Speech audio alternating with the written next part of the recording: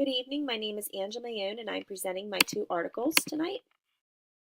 The two articles I selected are Benefits of Augmentative Signs and Word Learning, Evidence from Children who are Deaf and Hard of Hearing and Children with Specific Language Impairment, and the second article, Visual Input Enhancement via Essay Coding Results in Deaf Learners' Long-Term Retention of Improved English Grammatical Knowledge. A little background, I am the parent of two deaf children, and this is the reason why I selected these two articles. I have a personal interest in furthering my knowledge on tools for my children, and these two articles helped to give me some more information on tools that I can use for my kids in order to see that they have the best educational experience. Both articles discuss the use of cochlear implants, and my children have bilateral cochlear implants. And this also allows me to become more aware of tools that exist for my children that I can impart on them so that they have better self-advocacy skills when they are adults. To give you a little bit of background, this is what's known as the speech banana. If you are deaf and hard of hearing, you have difficulty hearing sounds. You can either have a high frequency hearing loss or you can have a high decibel hearing loss. You can have a high frequency, high decibel hearing loss. And depending on where you fall on this audiogram is how significant your hearing loss is. People with specific language impairment is a disorder that causes delays in the mastery of language skills in students who do not have hearing loss or other developmental delays. The theoretical framework that was discussed in this first article was the theory of dual coding by Pavio, Clark, and Lambert. Basically, dual coding theory is the ability to process information both visually and auditorily. And what the dual coding theory states is if you receive information simultaneously, both visually and verbally, you have a better chance at retention. The study consisted of 52 participants who were children ranging in ages 9 to 11. Some of these children were deaf and hard of hearing. Some of these children had specific language impairment, and some children were considered typically developing. Of these students that took part in this study, 16 were deaf and hard of hearing. 7 of those children used cochlear implants. 8 of those children used hearing aids. One child used a hearing aid and cochlear implant, and there was another child who only used sign language. The participants in the study took part in 4 20-minute sessions, and during these sessions, students were shown the image of the aliens simultaneously with the video and of the word and the sign. Other students were only shown the video asking for the alien and then asked to select the alien.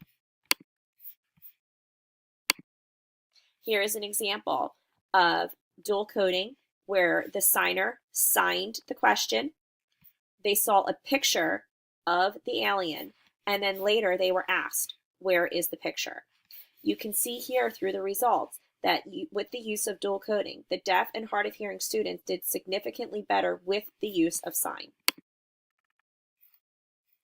The results of the first article stated that the use of augmentative signs helped, not hindered, word learning, which means that the more that students are exposed to the language, both visually and auditorily, the better they have of retention. The second article that I selected, the theoretical framework was Input Enhancement and Michael Long's Second Language Acquisition. The first theory is that, which is the Input Enhancement theory, targets language form of the learner such as lexile items and grammatical structure. Michael Long's theory, Second Language Acquisition, states that focusing on singular and plural forms are the object of second language acquisition. In this case, the primary learner's first language was sign language and their secondary language was spoken English. Through this study, the researchers hoped to prove that students who received input enhancement would improve on 9 English grammatical structures, which are seen here. The students were given these coding enhancements prior to their essay, and the students had to take part in a 10-week course. Through that 10-week course, the students took about 30 to 40 minutes to complete an essay. Students were tested again after 5.5 months to check for retention.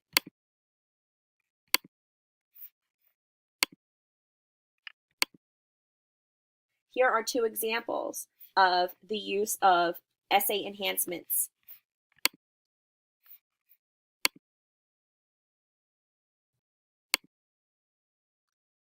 This is an example of the results of this study. You can see that there is significant improvement, 52% to 87%, for the group of students who utilize essay coding during their coursework. That's over a 20% increase. This study also showed that the group who utilized essay coding retained more of the information in comparison to their non-essay coding counterparts. In conclusion, what did I hope to accomplish? I hoped to gain more information that I could turnkey to my children to make a difference in their educational career and to make them better self-advocates for themselves someday. Thank you.